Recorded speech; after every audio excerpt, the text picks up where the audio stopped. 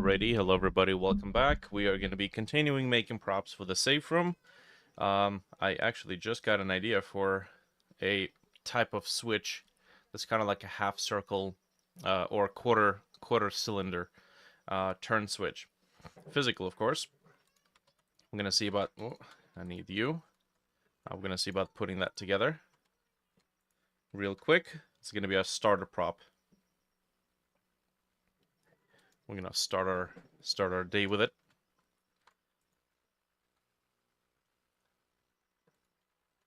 Okay.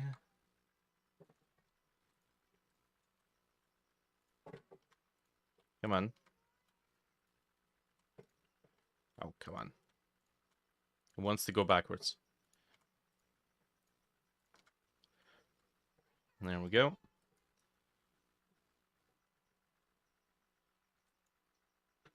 You can see where this is going.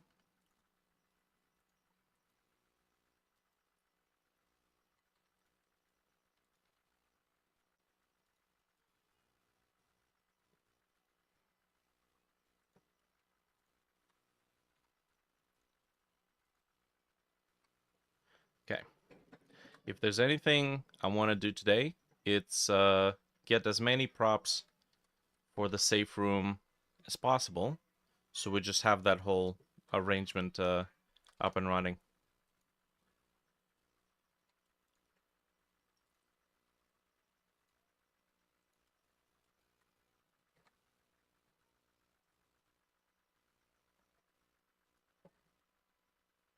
Mm-hmm. Okay. That's good. Give it some smoothness.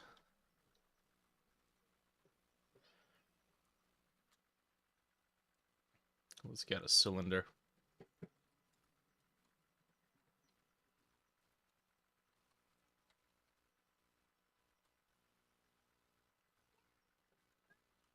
Mm-hmm.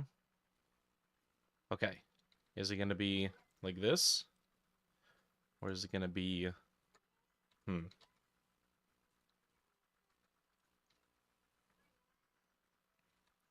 feel like we should probably scale this down.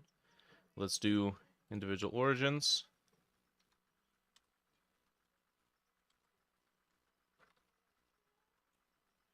Okay, let's try that one more time. Face. So like this.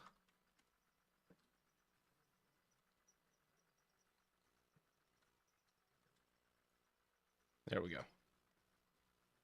Ow. Come on.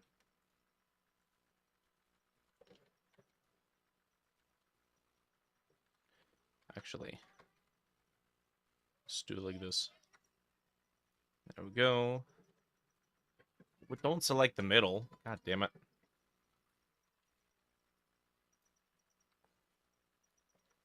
Okay. There we go.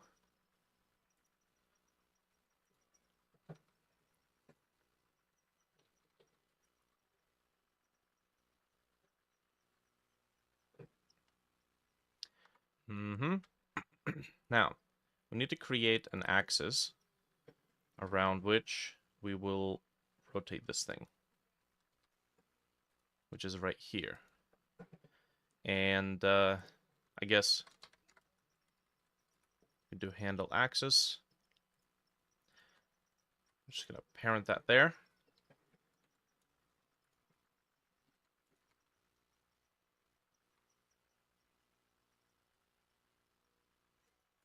There we go.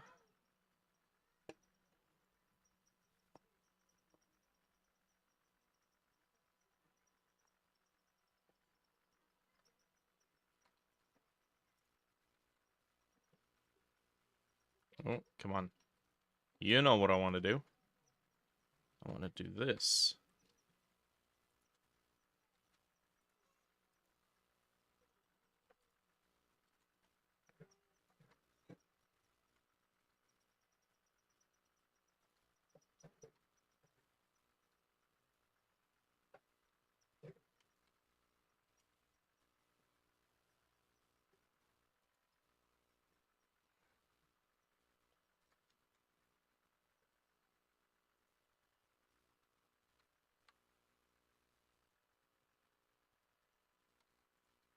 Just gonna use this thing as a starting point.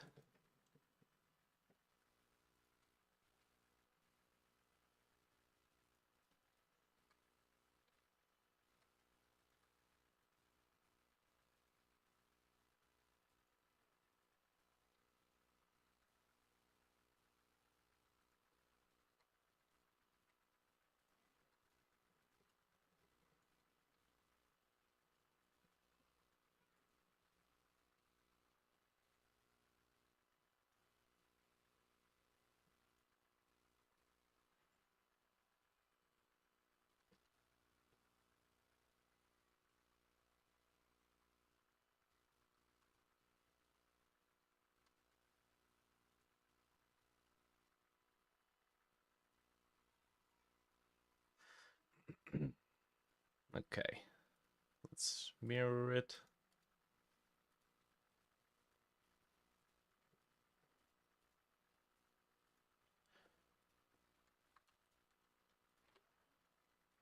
Shall we do this and then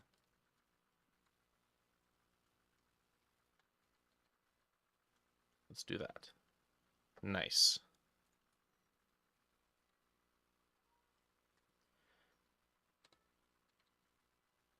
Okay, now I think we're gonna have to move this until it's flush, and then we're gonna make this convert to mesh, join this, and we know that it's child of this thing. Oh, come on. Oh.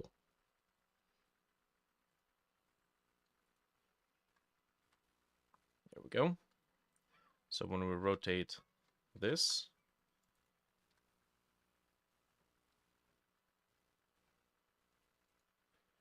as a matter of fact, the funny thing is beveling this side serves absolutely no purpose. We're gonna actually cut through this.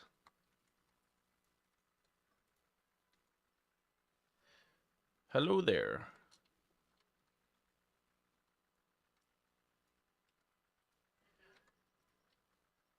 There we go. GX.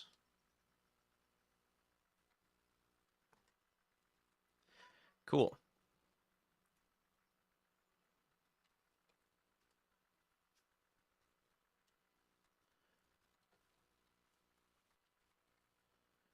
Hey, hey. Vishal's in the house.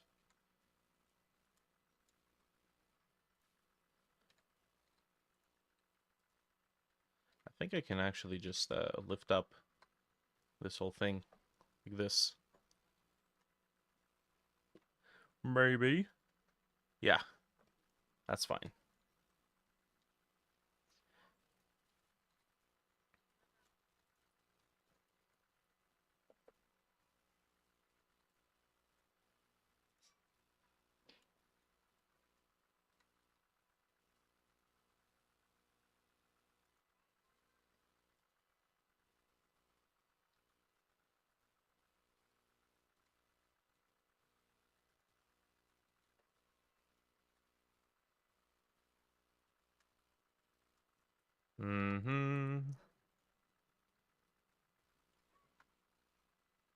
Okay, that looks good. Let's save this. Assets, models, props. This would be, I suppose, bunker generic. So this is rotating switch. There we go. Just popped, gotta go, got to the shift. Got it. It was a horrible day. Oh, that sucks, man. Sucks to hear. End of your shift. Well, that's good, at least. Go home, get some rest. Go to your family. Rotating switch. We're going to save it. Cool.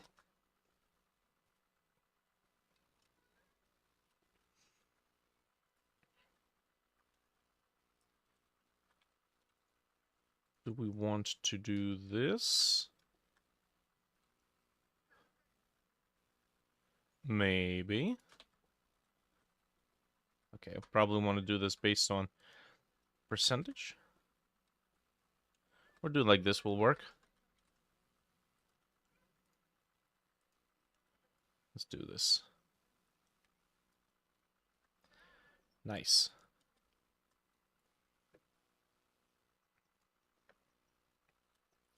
Alrighty. Mark sharp. Cool. And just for good measure, delete this face. Perfect. Alright, let's see how abnormally ginormous this is. Foot, body, I guess this would be base, and then handle.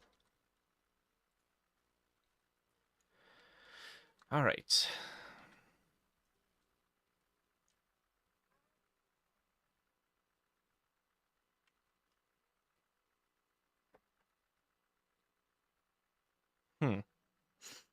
I want to make sure that we can program it.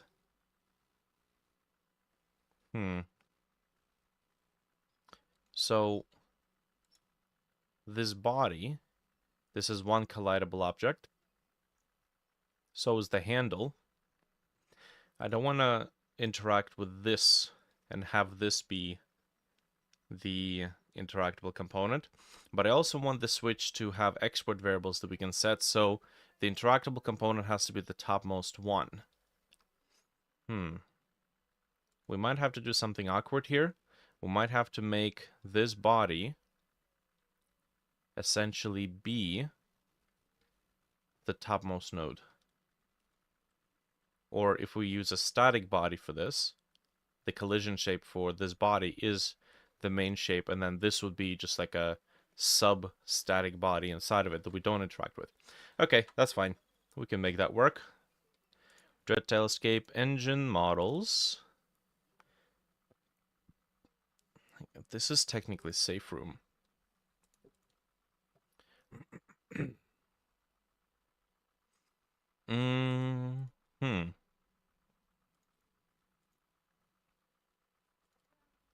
Props. Safe room? Sure, let's make the safe room specific. That's perfectly fine. So, start with a new scene. Static body. So, rotating switch.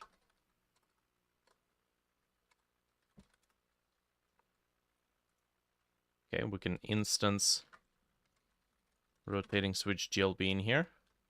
And then immediately I think this is just going to be too big, so we'll have to scale it down. Let's go to objects, props, bunker generic. No, well, safe room. Nice.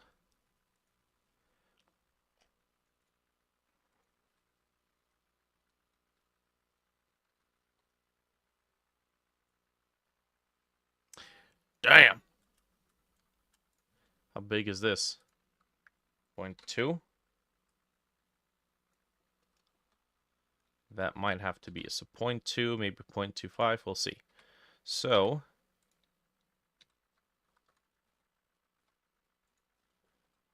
okay. Can we return the cursor to world origin? Apply scale. Save it. Maybe even apply rotation over everything. Just for good measure. And you know what? Let's just make it flat on the ground like this.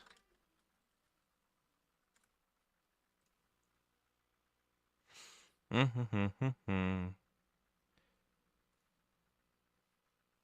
we go. That's much more like it. Might still be a little bit large. I guess we'll find out.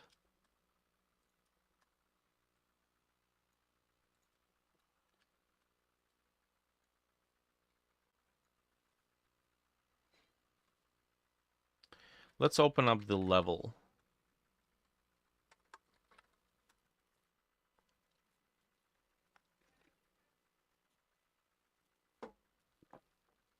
Mm-hmm. Hmm.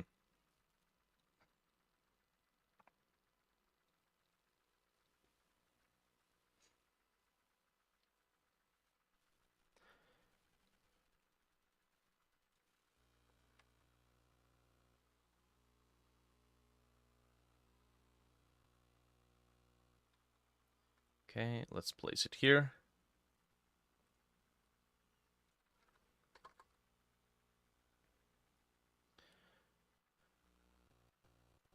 And let's go ahead and place a TP node here.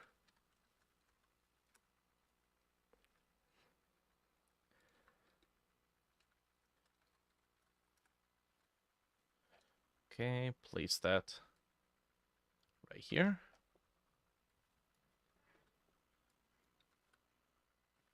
Cool. Let's give it a quick test.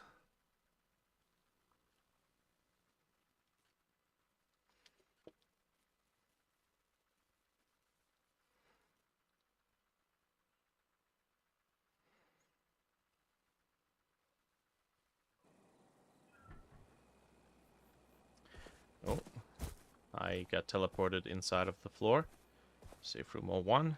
There we go. Hey, this is actually pretty good. Yeah. Maybe size is a little too large. The size of the switch. It's kind of comical, to be honest.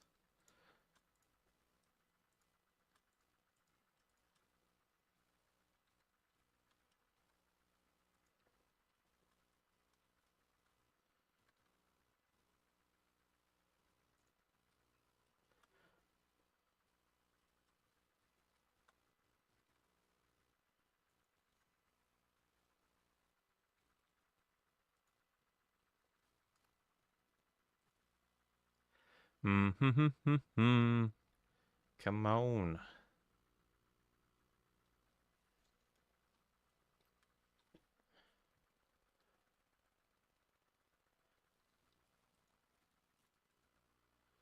Let me pop into the, what is it? Quest something starter. Checkpoint quest start. Because the player, actually that's not the one.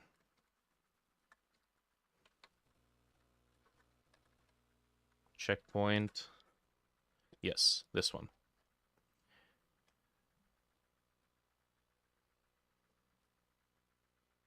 Huh. Is there no teleportation node here? Well, that's a little weird. I suppose our player spawn. Oh, yep, it's clipped halfway into the ground.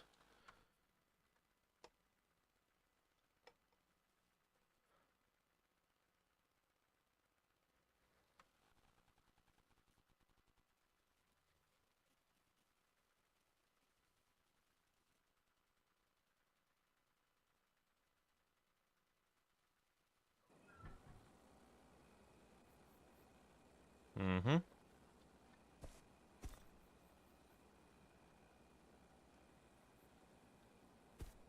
Okay.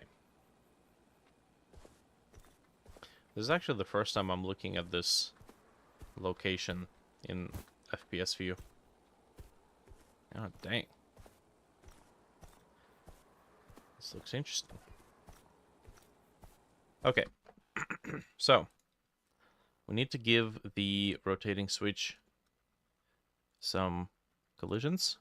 First of all, we're going to make the base, which is this part, be the main collision. So make a collision sibling, pop it into the rotating switch, and there we go.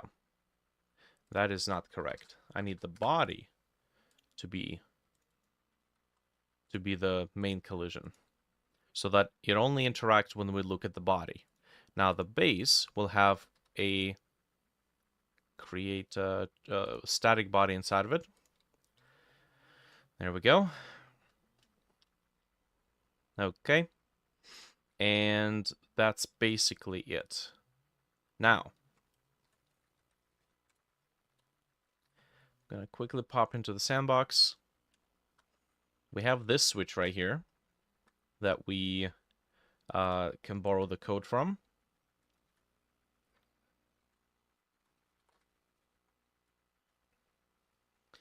Place the switch right beside it.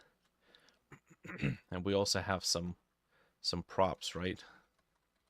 That we made. That we need to place.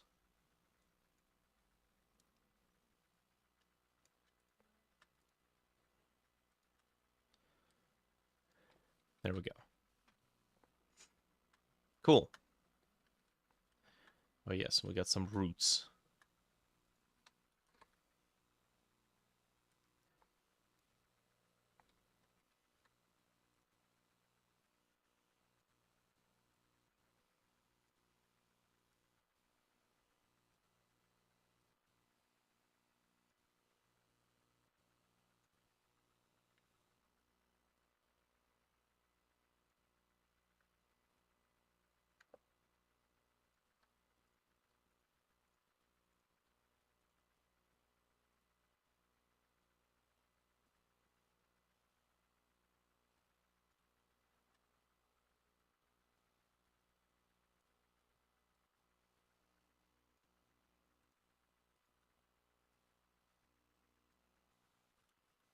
All right. That's cool. We need to borrow some code.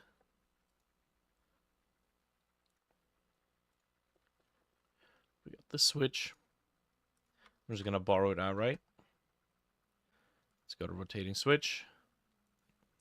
Let's call it safe room rotating switch. Okay. Objects, not objects.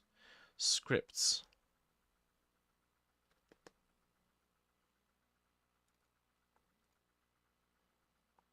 Props, interactive. Safe room rotating switch. Nice. Alrighty. Paste that in. So in order for this to work, first, rigid underscore interactable. That's what this has to be in.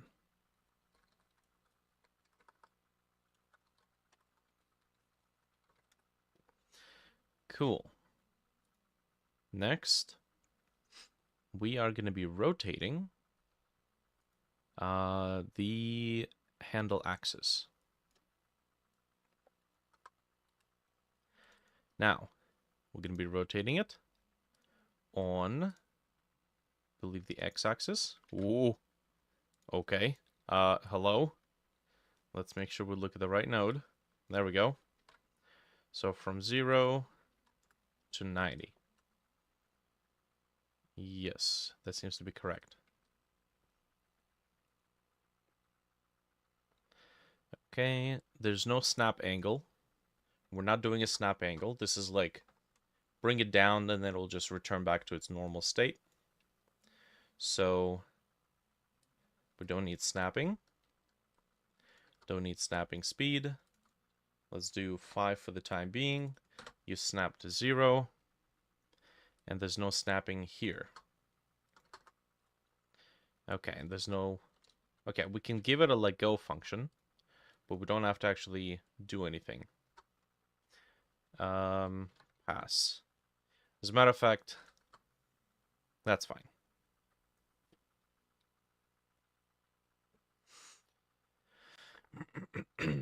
Okay, no snapping speed. This is not required. Well, technically, we may want to check if the rotation has surpassed above 85. Doesn't have to be absolute. And then we're gonna do pass. Cool. Steven! Good day. Okay. So, handle node. So we rotate it. This is gonna be between 0 and 90. And that should be okay. Can you make a library of generic scripts that you can access them? You can.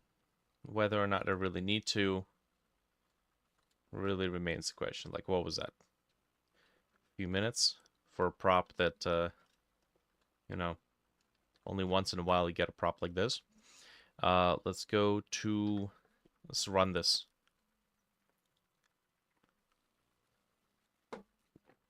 Okay, so this should work.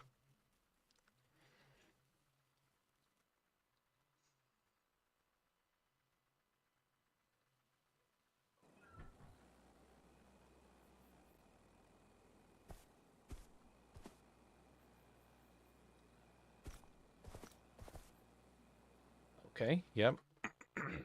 We just need to likely increase the speed.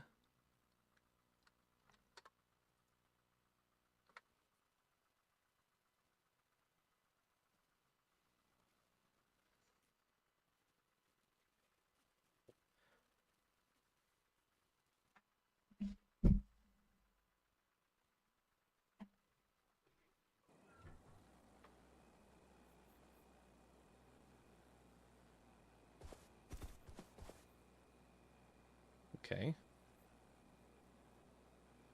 So that's cool. Except maybe we don't want it to be multiplied.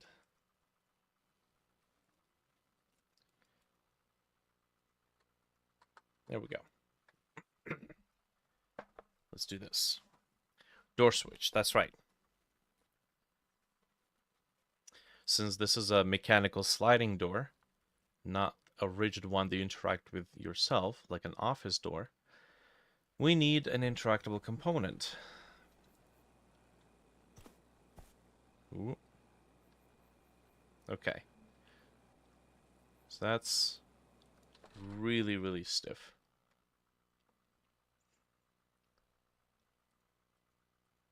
So more like 15. Multiply 0.5.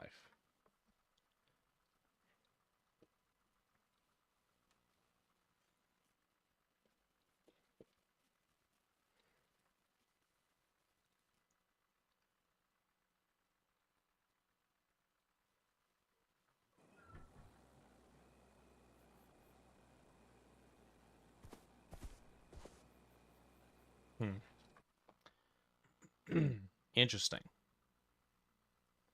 We'll go 0.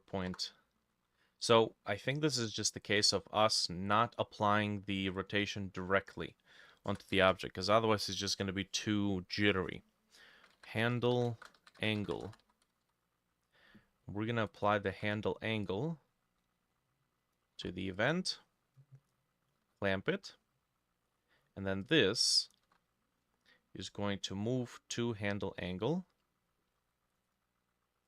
like this, and then we can give it a function, let go. Handle angle is going to go back to 0.0, and I believe let go has to have access to the player node.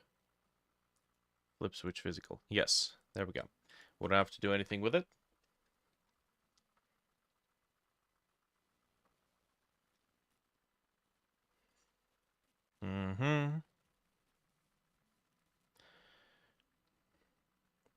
How do you develop the story? It's basic structure, and then based on the genre, that kind of determines the outcome. Okay. Well, that's lovely.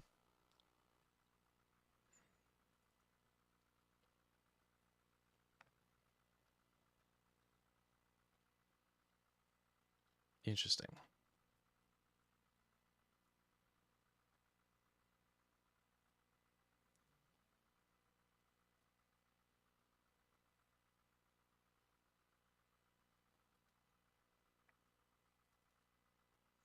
Handle angle. Oh. We need to make sure that it clamps from itself.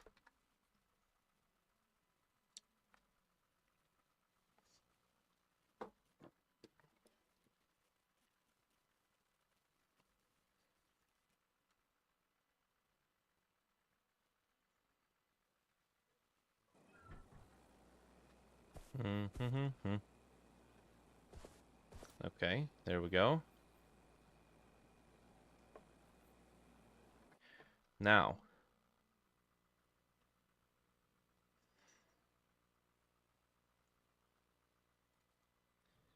okay, so this is interesting.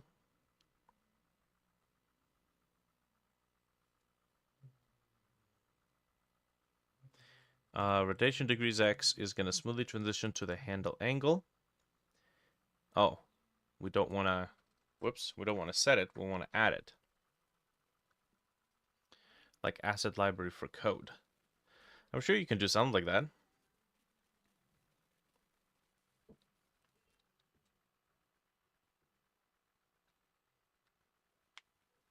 I've yet to find a practical application for it, so you know how it is. Try not to make redundant plugins. Hey, there you go, and it will let go, and it does this. Nice. It's very smooth too. Cool. So don't write rotation directly to the switch. All right. Fantastic. So we need to make this thing actually open up the door. And of course, all the safe rooms have a particular minigame objective to them. And it's the fact that significant amount of time has passed since the event that tore the bunker apart, and the current time, and in that time, the spooky dooky energy has had its time to seep into the foliage nearby, and all of these sensors are basically detecting that foliage, and they say, no, no, no, we got paranormal shit happening around. Shenanigans are about. And it basically locks the door. So the game play mechanic, the mini game, is that when the player finds a safe room, they have to destroy all the vines nearby. And I think what I would do is make the not the vines, but the special plants. I'd make the special plants only be destroyable with machete. Be it a military machete, commercial machete, or makeshift one. So yeah. And then once you do, there's going to be a lift on the restriction, and then it would be like, hey, you can walk in now. So that's what we need to do now. We need to do some sort of a sign. Okay. I'm going to copy this to be used as size reference.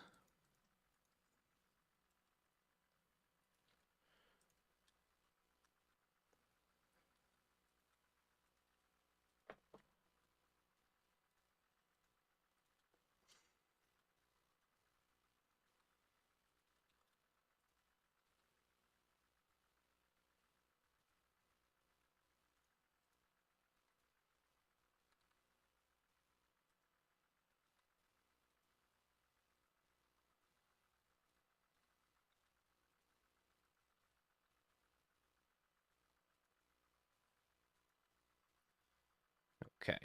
So that's one sign.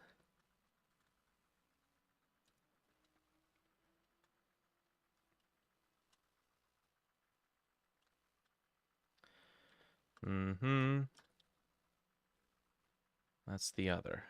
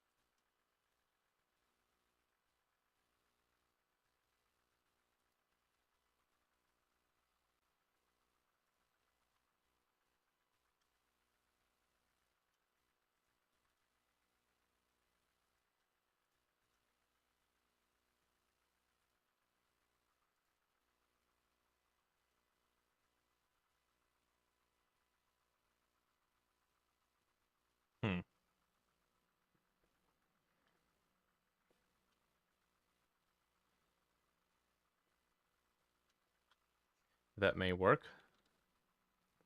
Okay, so safe room indicator sign, or safe room status sign.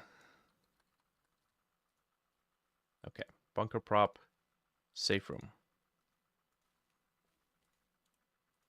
Auto smooth, auto smooth, auto smooth.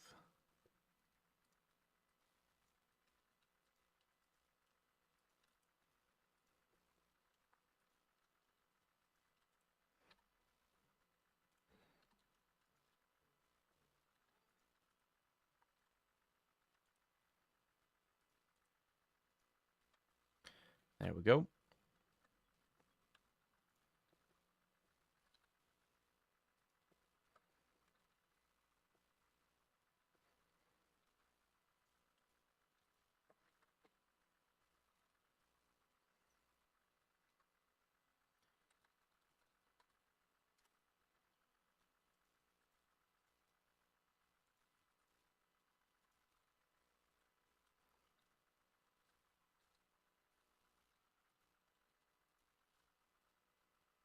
All right, so this is engine models, safe room.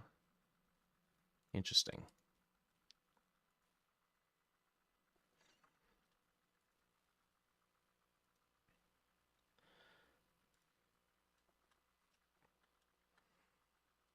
Okay.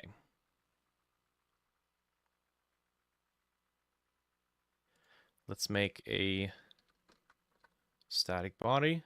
Actually, does it have to be a static body? Maybe not.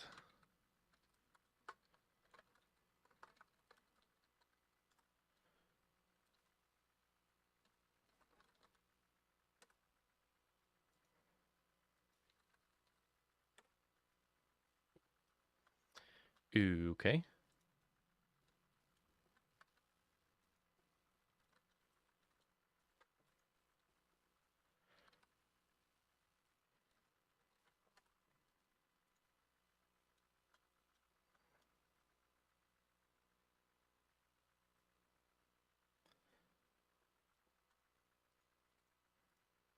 I wish there was a physical button that you can press to force Godot to rescan the folder instead of waiting for it passively.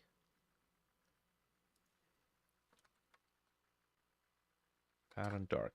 Sure. Cool. Res objects. Props. Safe room. Let's get the label. I think I'm going to be using label 3D a lot more than baking it into the texture. We do need to find a good font for it, though.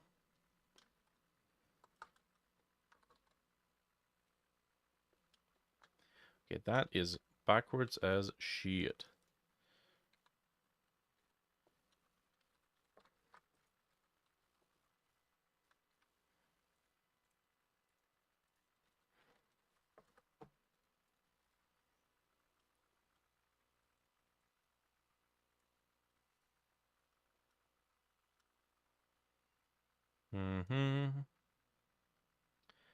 Flags shaded.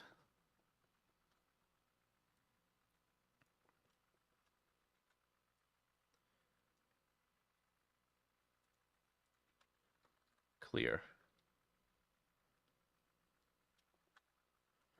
Refresh option would be a good one to have. Yeah, there's a re-import button, but you have to find the obj file manually.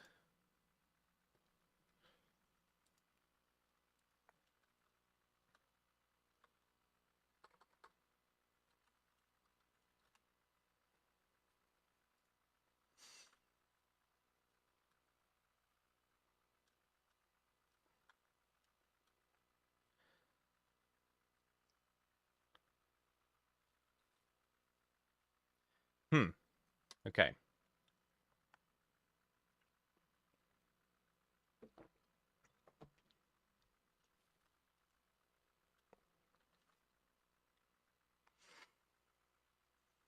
Hmm. Maybe not. Maybe we'll just go ahead and texture it right away.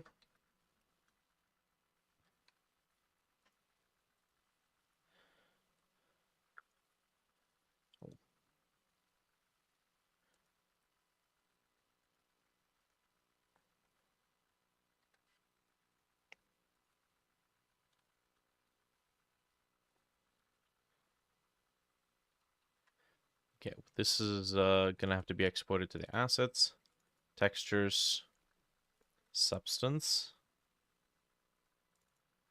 Okay, and then safe room warning sign.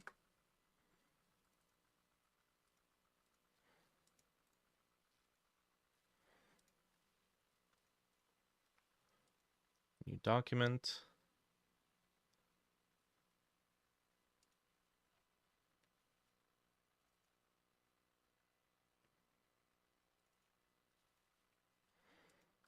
Any inside out faces?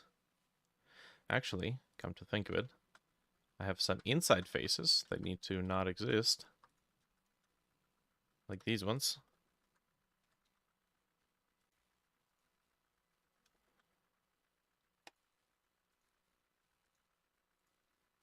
Hmm. Okay, not gonna be a heck of a lot more by the looks of it.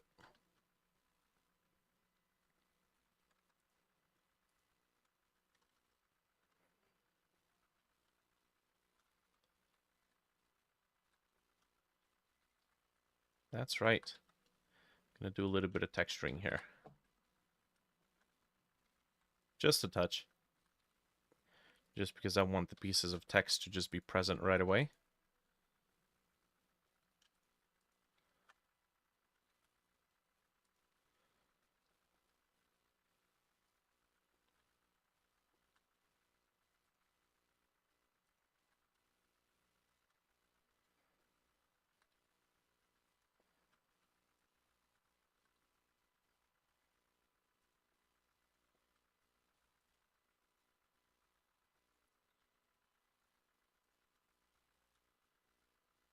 Vishu.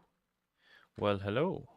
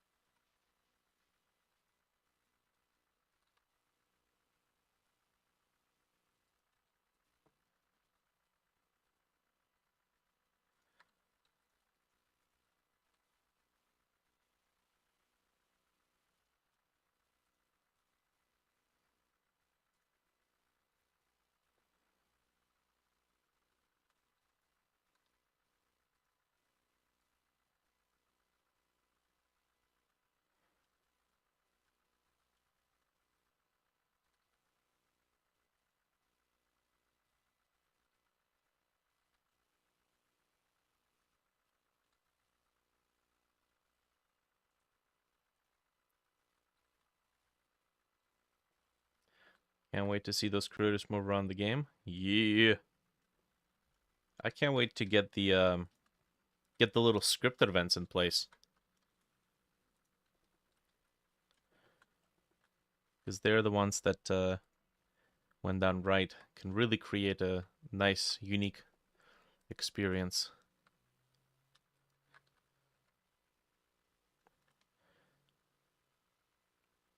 That's the thing that multiplayer game devs don't have to worry about. You know, all the unique experiences are handled for you by the player base.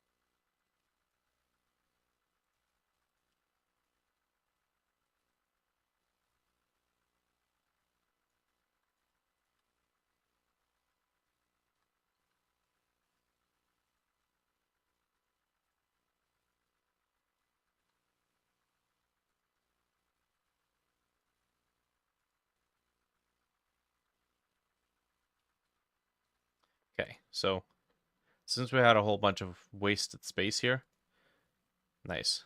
We were going only up to about 60 something percent. So adding a few smaller details can help us reclaim some of that space.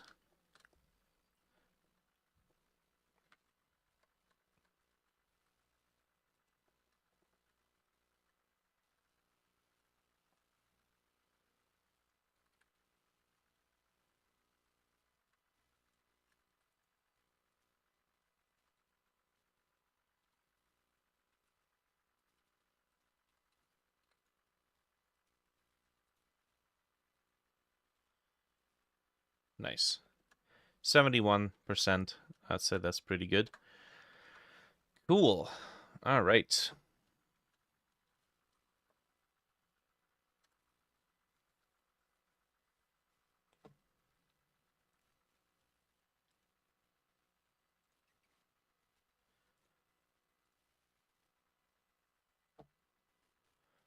We'll go 2K source maps.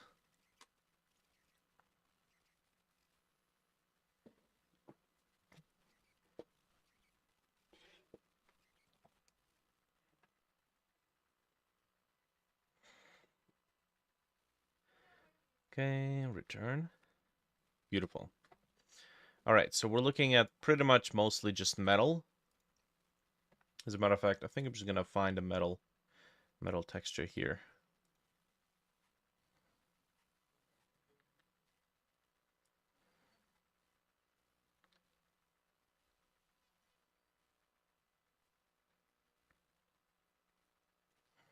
I wonder if there's a substance plugin for creating materials out of, let's say, if you download a texture pack or map pack. It's got normals and everything included in it. I think it might be nice. You just drag and drop it and it creates the material for you.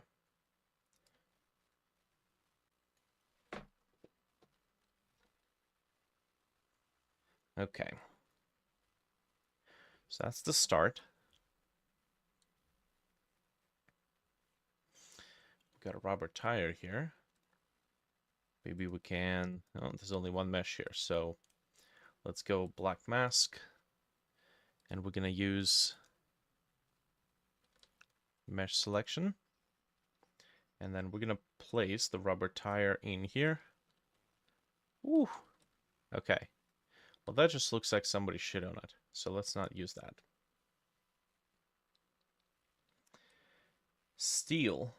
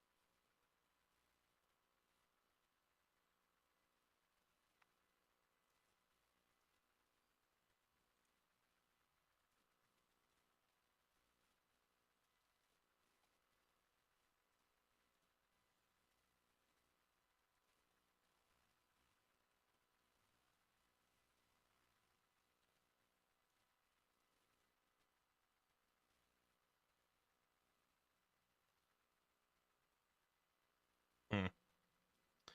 Okay. You know what? Not a whole lot to work with.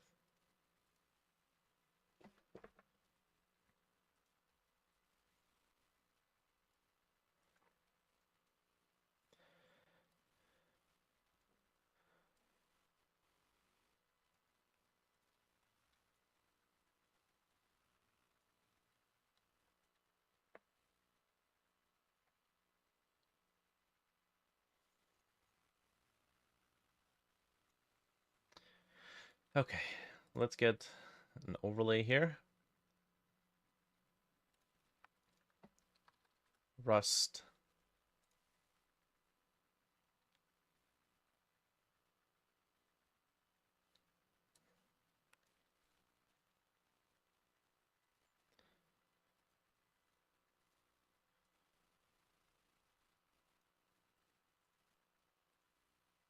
Okay, we're gonna have to dial back here.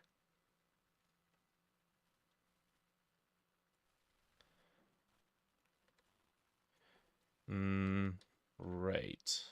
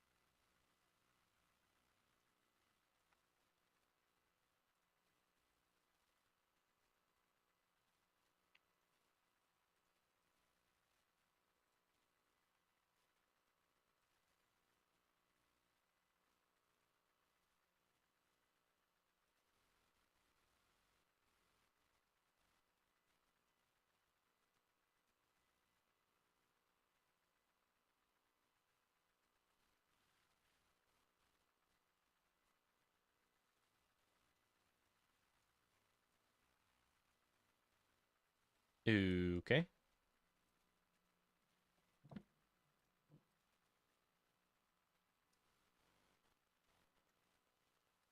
I think we'll add an extra layer that has nothing but roughness on it. And then we'll just overlay something like this. I think the rust spots are a little too even.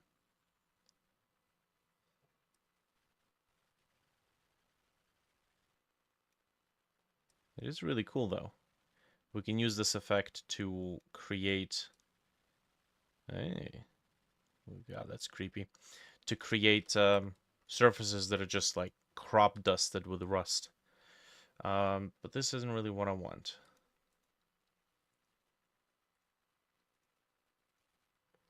Maybe we can go moss. Okay.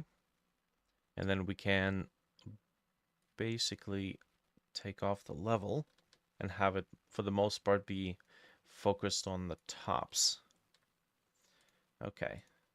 Whoops. Then we can make dust.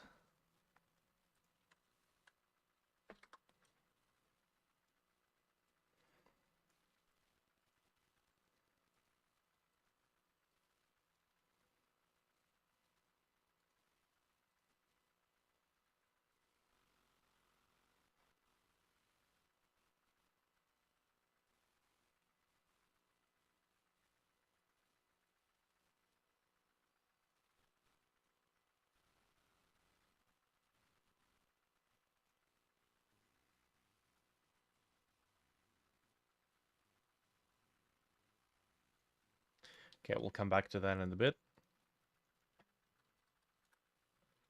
Signs. So we're going to take black mask and we're going to select this face and this face. And then I think we have a paper material we made before. There we go. Just place that in here. Get the tiling under control. Get the height under control too.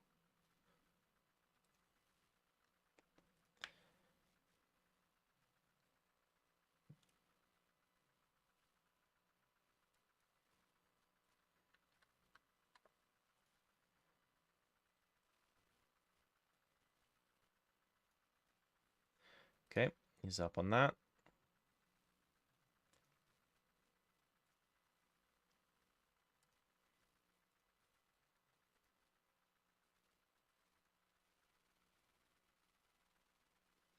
There we go. Get a nice paper look to it.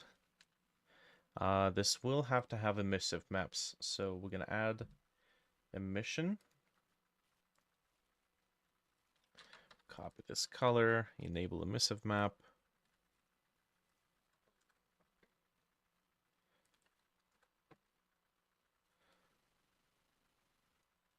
Okay. Now, we're going to make edge emissive dust, which is only going to be affecting the emissive map. And then go back to the smart masks, dust occlusion. As a matter of fact, you know what? Let's make color and roughness.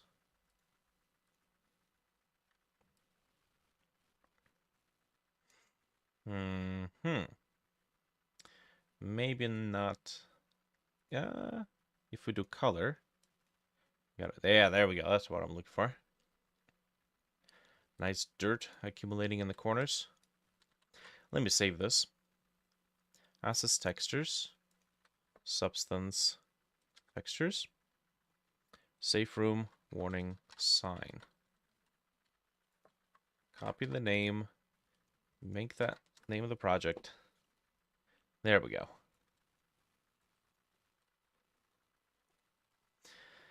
Cool. Now, let me do something about this area here. Maybe use like a normal map of some kind.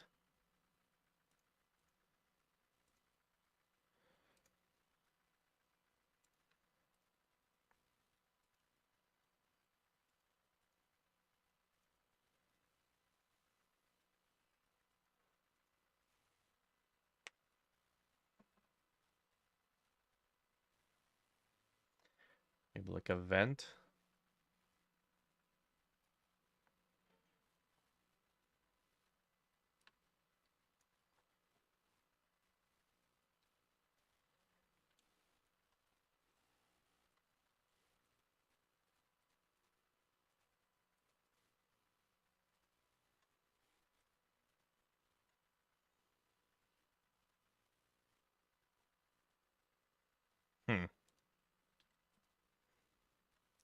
Okay, maybe we can make something of our own.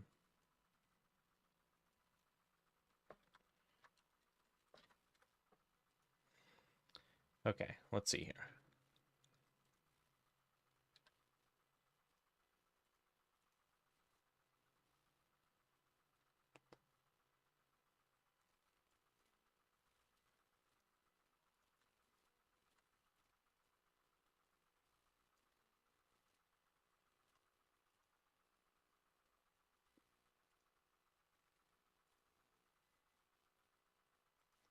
Okay, we have patterns here.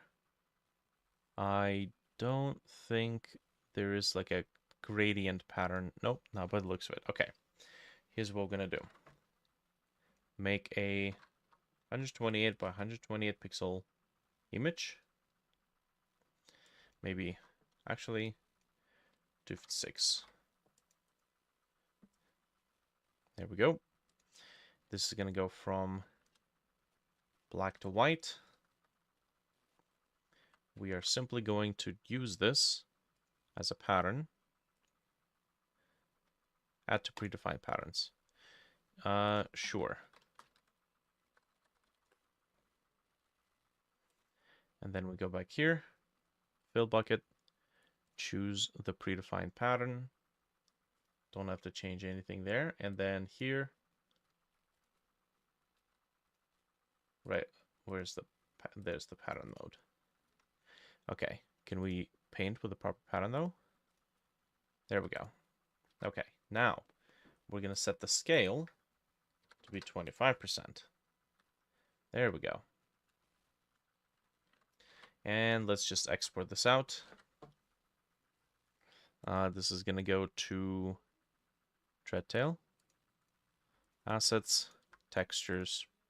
This is a painted seamless.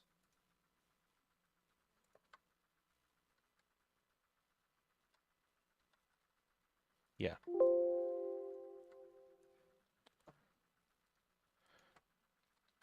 call it ramps.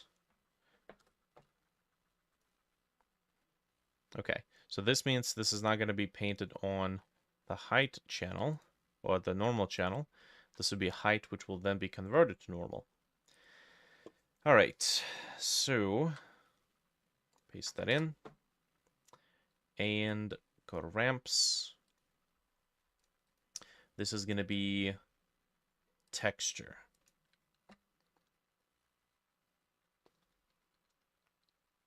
Cool.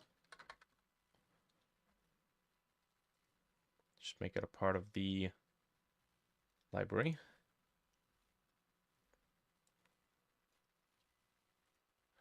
There we go.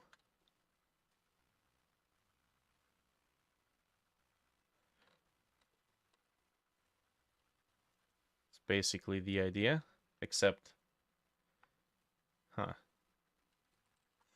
it has produced an effect that is a little bit different to what I was thinking it was going to do.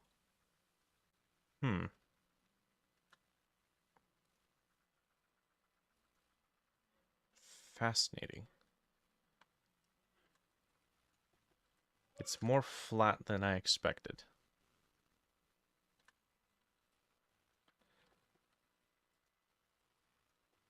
Alright, well, that's fine. Give it a black mask. And then just these two faces. Nice.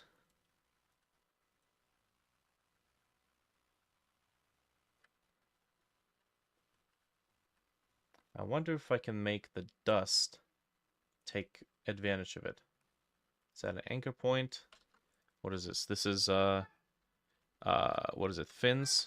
Fins or ridges? Anchor point. Go to dust.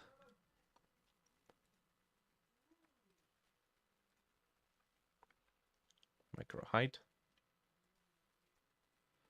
And then it's got to use the height data.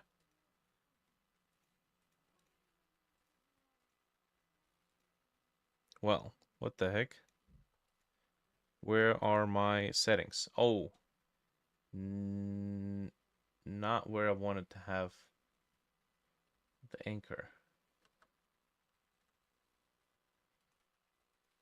It's got to be on the base layer. I think that's how that works. Yeah, there we go. Interesting. So you can create anchors on the masks instead of just the layers. That's kind of fascinating. There we go. Extract alpha. The only thing is it didn't really do much.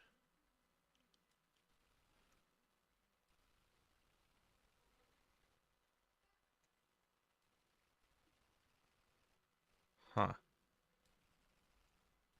Okay. You know what? That's fine. I'll take it. We'll see how that looks in the game. Next, we need the text of the signs.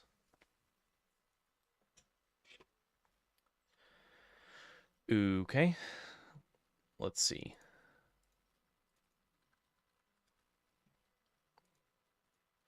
Color is going to be close to black. Emissive, non-existent. As a matter of fact, I think we just disable it.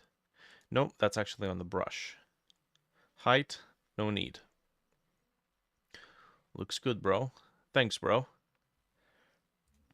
Okay, roughness, increase, and we should be able to find a piece of text, a label whose text we can change. I think it's one of these.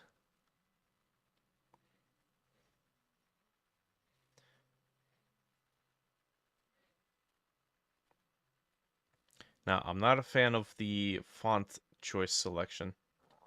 This is mighty skimpy. They holding out on us. They're holding out on us. Okay.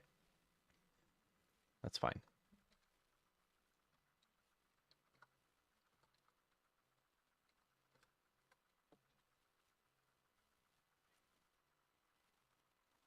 All right, what do we need? We need caution.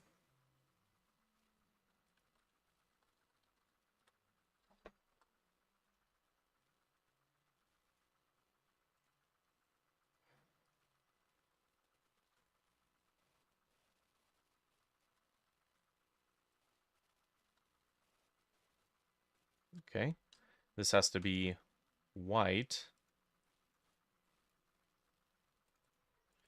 Okay, ooh, come on.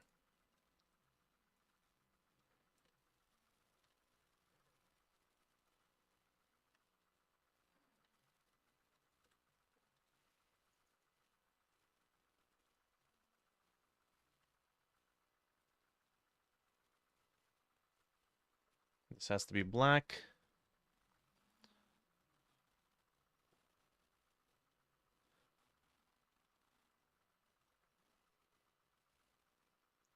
This is live, indeed.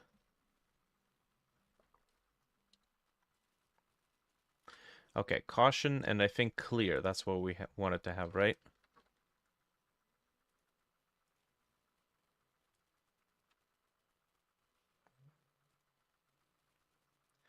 Laser, caution. Laser, caution. Laser. What could that mean? Okay, let's see about finding a font that works.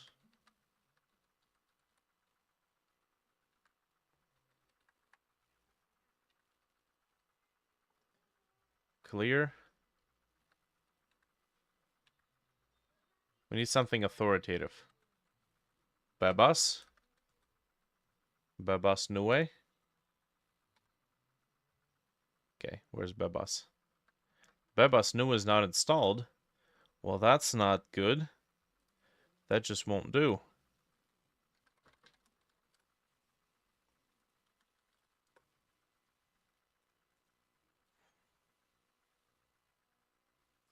There we go. Get the fun too. Let's get this downloaded. I'm pretty sure we downloaded this before. Dreadtail, assets, fonts. No, apparently not. I kind of wish Krita had a live font reload. Photoshop can reload fonts in real time. Yo, man. Okay, there we go. Then we'll go back here. I'm gonna have to save this. Assets, textures. Okay, let's make a separate one for labels.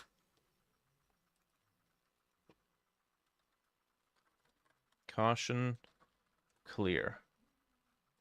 Close this. Don't need this. Don't need the... Yeah, didn't really work the way I thought it was gonna work. Close this. Krita.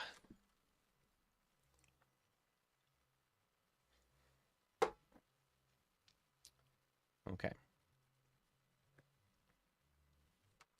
We'll load it up and see how it goes. These can be labeled as alphas. That's precisely the plan. As a matter of fact, you have to label them as alphas, otherwise it's not going to work. Okay.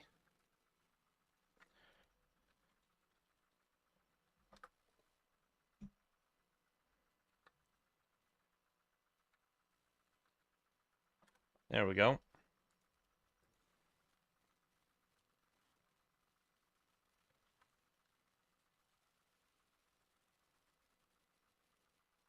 Trying to use as much of the texture space as possible.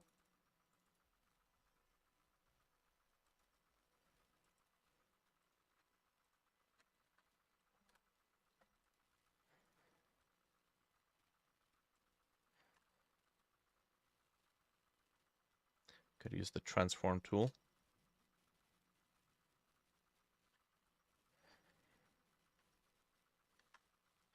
Nice. And we're just going to separate them as far away from each other as possible so we could just have them on single texture. Export. Textures, labels. Pung. Oh, no, that's PGM. Come on now.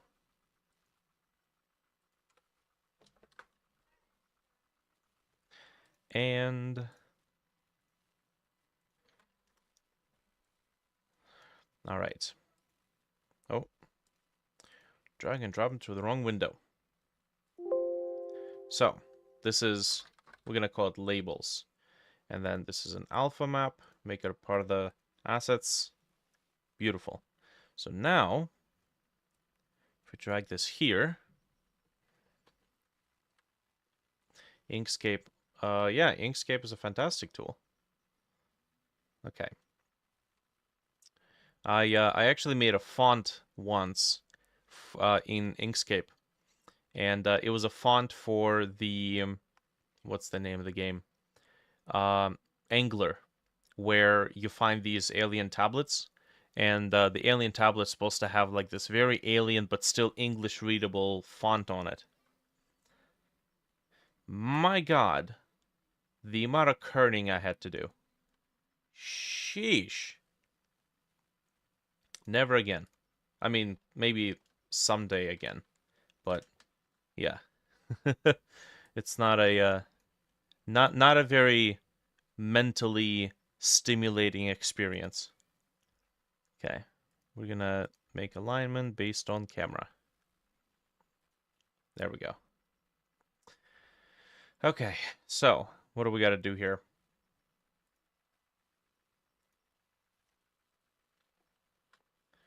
The text base color. Why is it still half transparent? Because of, no doubt. No, emissive is black. Is it metallic? Ah, it is. Well, I thought it was metallic. Oh, it's flow, or one of these properties. Interesting. I gotta click on it a couple of times. So why is that the case? Hey, bring it back.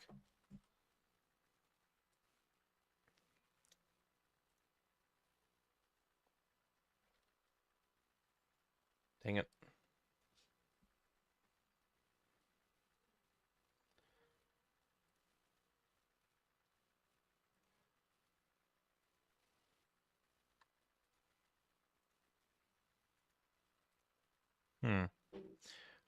Opacity is set to 100%. Flow is 100%. And I'm not using the pen either. That's weird. Okay.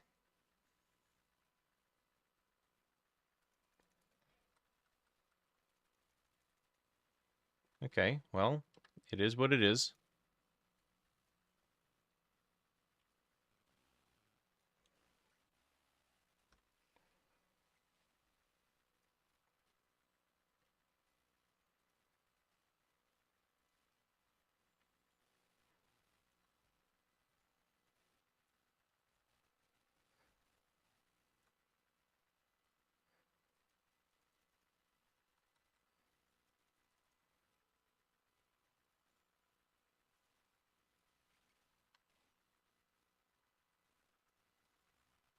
Mm-hmm. Okay, let's add this to a group.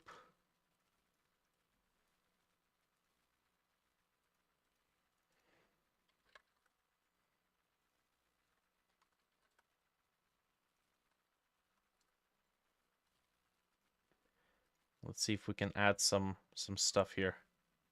Rust ground fibers. Okay.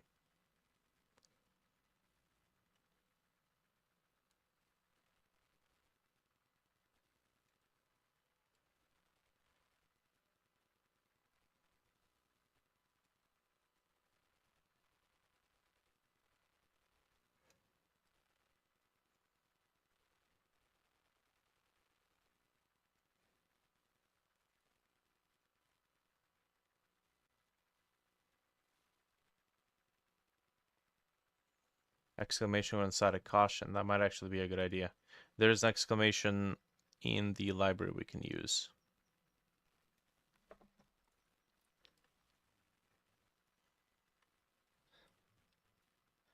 Okay. Let's go back here. Oh, looks like maybe there isn't.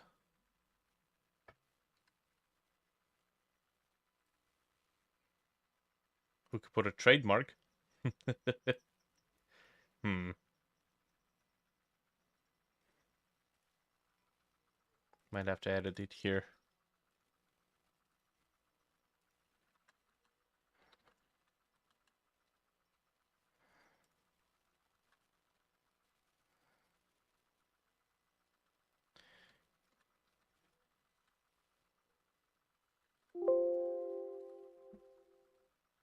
Here's another place where you can't update a texture.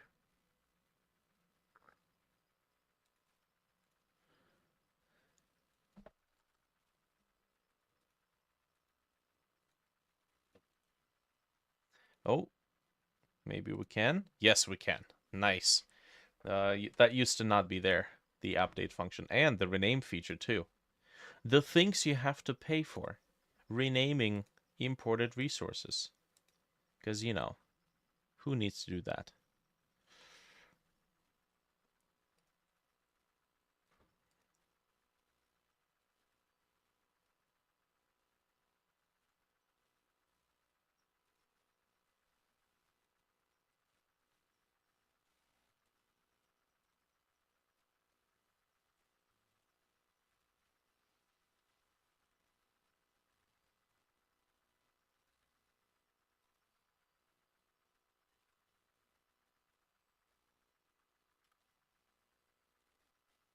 Come on.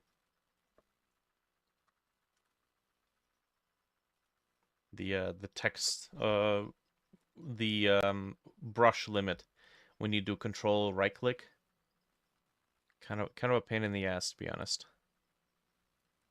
Okay, that should be good. I don't see anything else. Nice. Okay.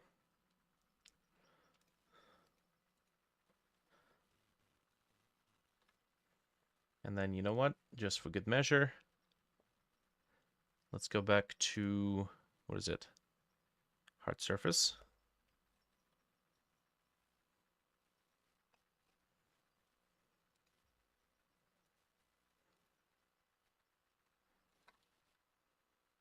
Why is there no plain old circle brush or circle mask? Why do I have to go into the damn brushes to do so? You know what? I'm going to write that wrong. 1024, 1024, and then 1024. This is black. There we go.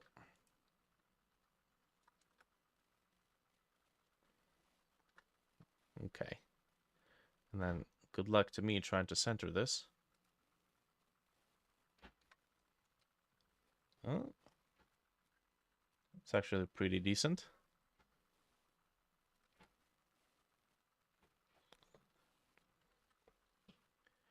Okay. I guess we'll just save it here. Utility, sure.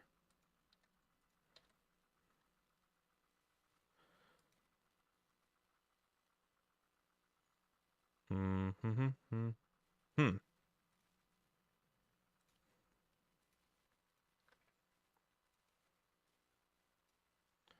Okay. Alpha. Alpha.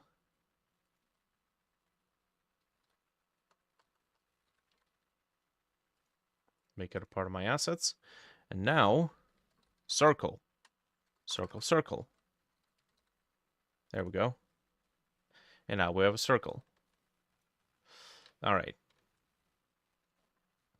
So, going back here.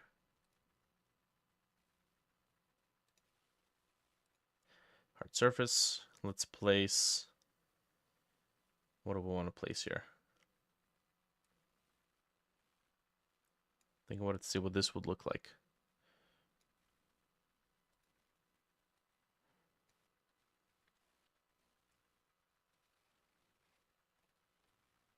Beautiful.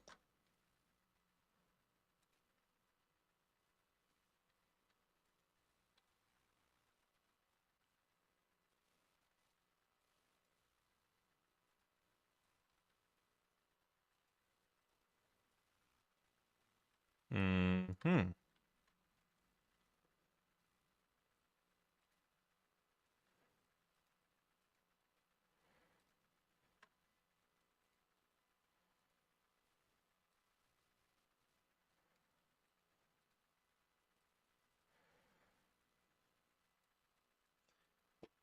Really?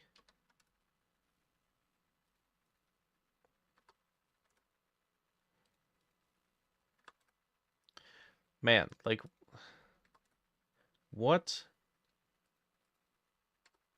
What's happening here?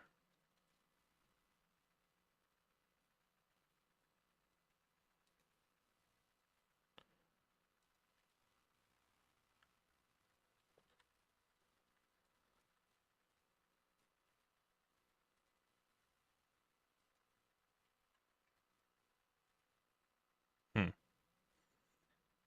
This might be a bit of an issue.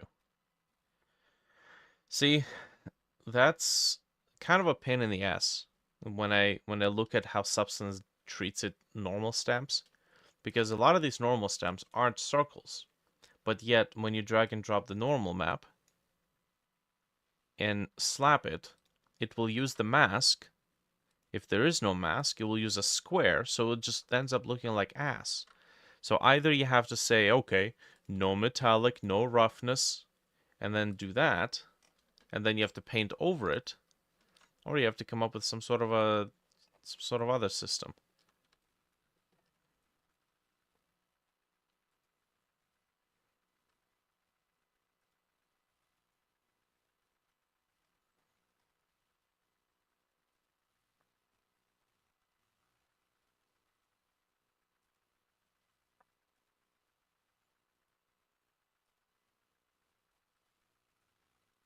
There we go.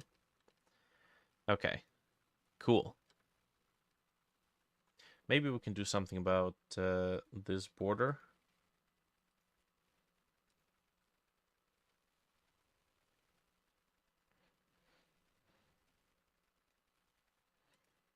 And what do we have here in the steel? Maybe this could be brighter.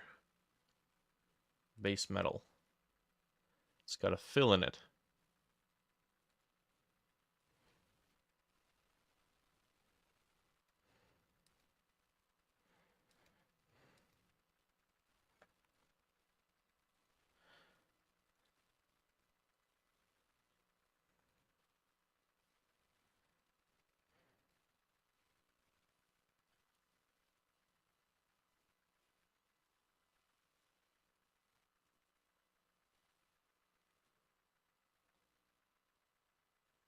Dirty broken glass.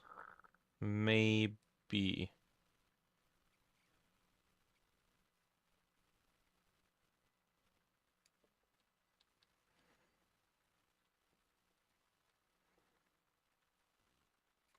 I would usually handle glass as a separate piece of geometry. But for now, I think that should be okay.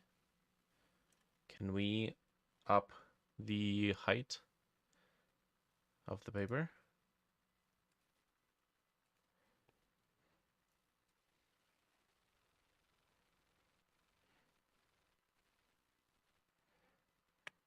It would be kind of nice if you could use the height map as a displacement for the text here.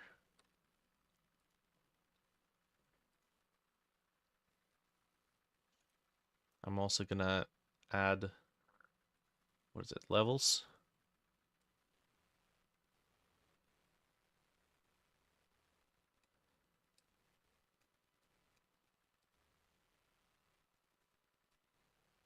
Oh, There we go. That's what I wanted to do. So that it's not fully black.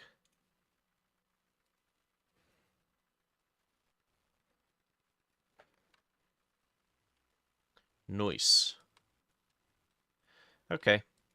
I think that's enough. That should be good. Now everything has a missive on it right away. Oh, is it? Does it though? Hold on. I think we might have lost our missive map at some point.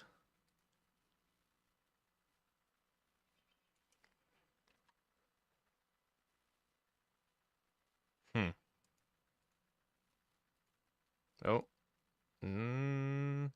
Maybe. Maybe we didn't. Maybe that's just what it looks like. I think we can double check if we go here.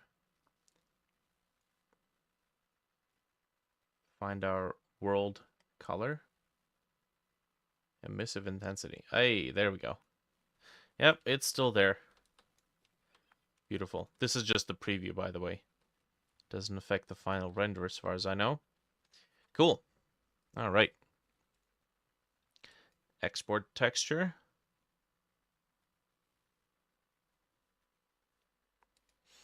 Now we have our Godot combined.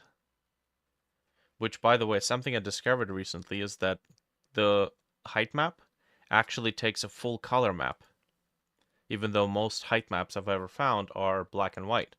So height map actually takes its own separate map. Okay, now we can keep the naming convention like this, or we could convert it to full names. Frankly, my plugin does offer flexibility on both, so I don't think that really matters. HRM, norm, emit, albedo. Yeah, that's fine. All right.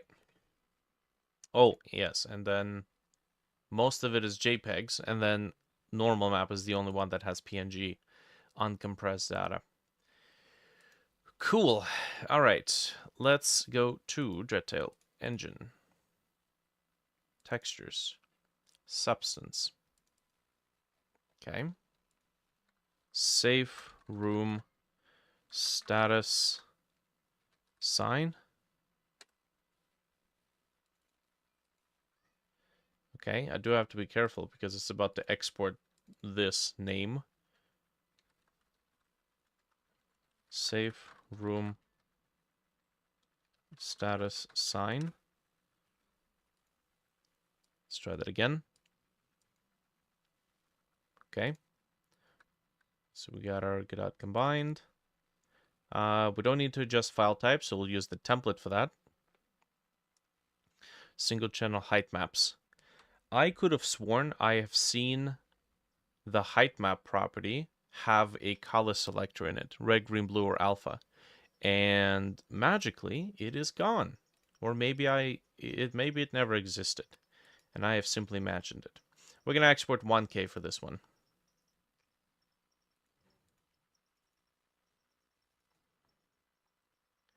Textures. Oh Jesus. Substance.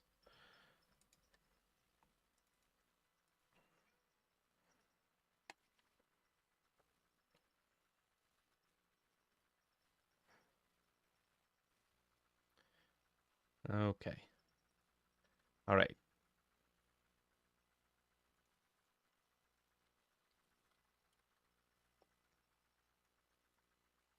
There we go. Export location is going to be materials, substance.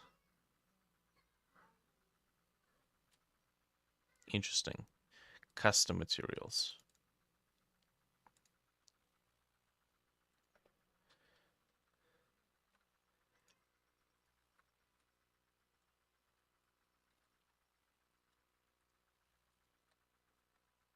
Mm-hmm. Alrighty. Okay.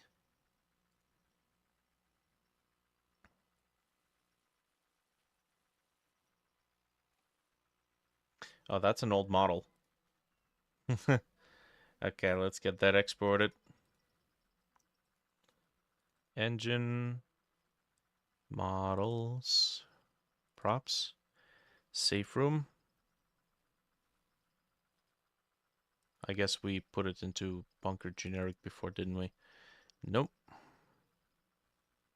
Where the hell did we put it?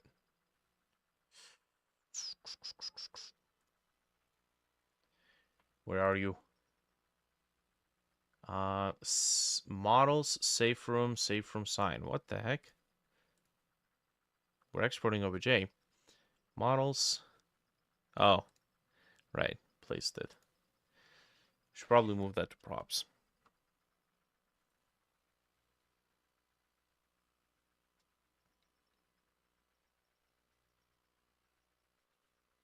Hey, look at that. What the? Oh, the height map. Oh. Whoa. Hold on a minute. Does this mean we can simulate glass without actually using like a separate thing overlay on top of it? Dude, that is so cool. No freaking way. Ah, man, this is the coolest accident ever. You can simulate a glassy look, right? You know, not worrying about the edges over there, but oh man, that's so cool. I'm keeping this. Hell yeah, I'm keeping this. This, I don't know.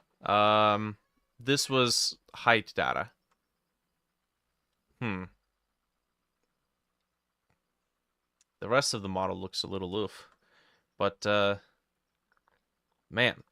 I think in order for me to be able to keep it like this, I have to have it as a separate material. So... And yes, because some of this stuff gets messed up.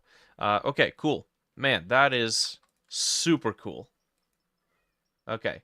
Which means we could have technically given it, you know, since it's a separate material, could have given it more UV space, but it's fine. Looks fine the way it is. Okay.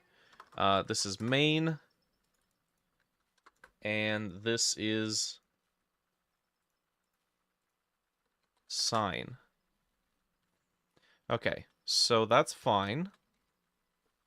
Export it out.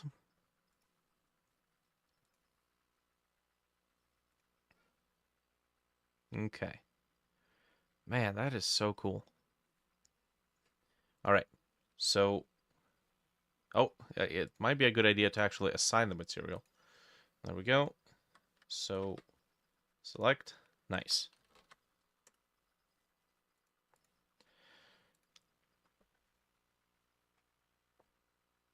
Oh man, that's super cool. So I guess the paper height map is doing all the trickery here. All right, let's go into the safe room. Place the sign, which is facing the wrong way, but it's too late to change it because the texture coordinates are going to be there. All right, so I'm going to place this here, place this over here, and then I suppose maybe we need to swap these places.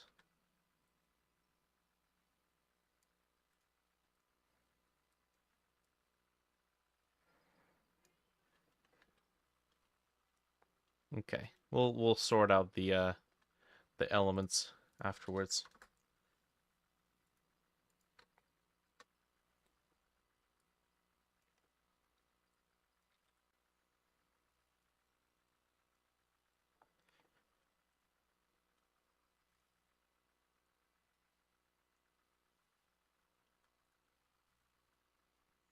Okay, so let's get back in here. Save from sign. Okay, that's the body. And we're gonna duplicate it. Drop it there. So let me save this as save from sign body. And then in the body one, we're just gonna uncheck the height map.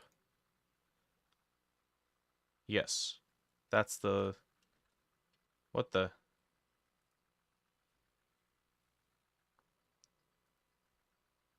oh, why are they both body now? Come on.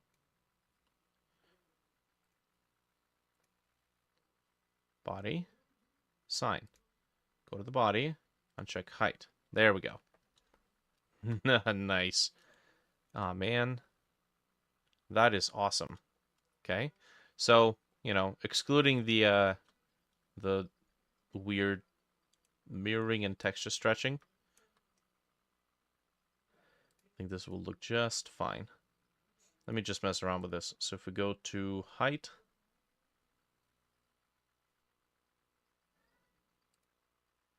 okay, if we enable deep parallax, okay, that actually gives us an offset effect, which is actually what I was wondering about before. But of course, we do lose the glass effect. So I would much rather have the glass effect.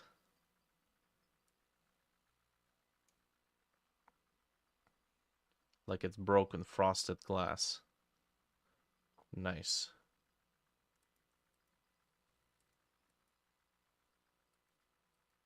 Flip texture.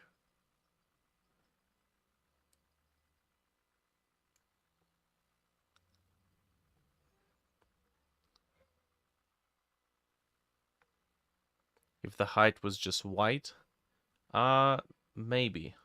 To be honest, I don't mind this. This looks really cool. And there's like a reflection in there.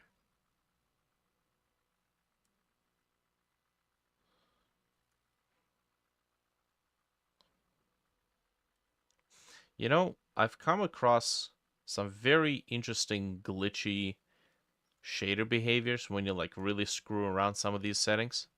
And you can really, if you think outside the box, you can really use them for some like actual legitimate effects.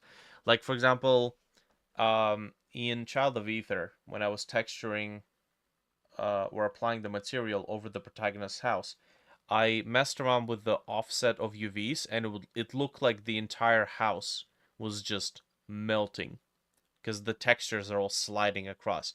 And I actually thought at that very point there would be a really cool quest idea the if the player discovers a cave, goes through the cave, finds finds remains of some long since past survivor, and then takes a bunch of like loot and possessions.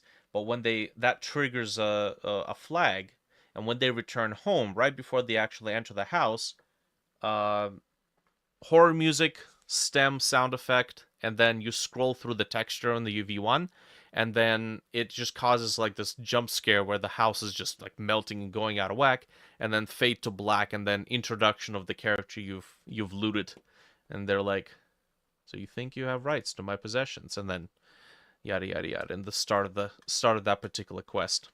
That's actually part of the main quest story when you come across this character. That's how you're introduced to them, and they give you hints on how to deal with a certain type of enemy. Okay, so we have this, but we have to have an emissive map that doesn't occupy both components.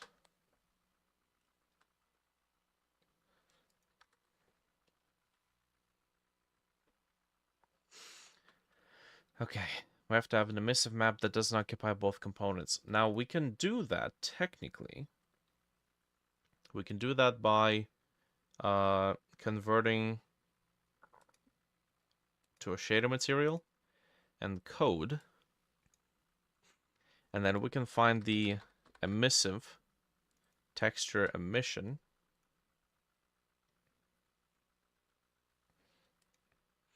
So it's used right here to create the emission texture, and then it's used in conjunction with the emission RGB color selector. So this is where we can have two additional texture inputs for the masks, and yeah, maybe like two uniforms, and we'll just control the overall brightness of the uniforms of the two sides, because only one of them is supposed to be lit at once. Cool. Okay, so what I'm gonna do for now is take a pause because it's almost 2 hours. Take a break, and we'll come back and do some more stuff. Okay, cool. See ya, fellas. Thanks for the company.